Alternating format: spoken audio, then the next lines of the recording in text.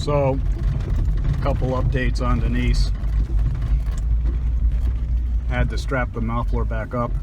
I think when they welded it, they busted one of the straps, and so I had to spend some time getting that all back together, and I put another strap across the pipe before the muffler, so it's pretty tight in there, which makes it a little bit louder in the car than it was previously. But we use this car to get off-road a little bit, and we need the clearance, so that's where we're at with that. And I think we're pretty good shape there. We're not going to rip off the muffler.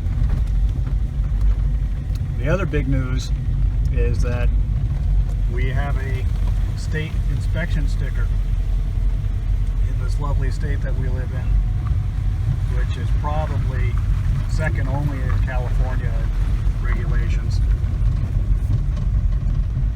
It's a little bit difficult to get your cars registered, especially when your cars are older than your kids. Was happy to get it registered.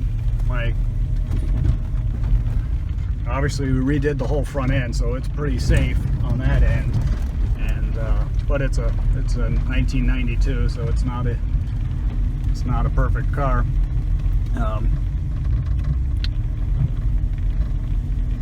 Cars that old sometimes have missing seat belts. Sometimes the license plate lights don't work.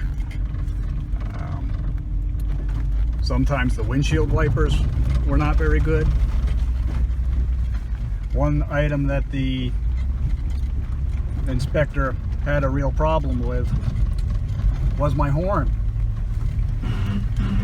He didn't like my horn, and I might have expressed a little displeasure that he didn't like my horn. I told him I like my horn the way it is, and it's going to stay that way. Then he gave me a sticker. Imagine that. Gotta love those third world hellhole gas stations.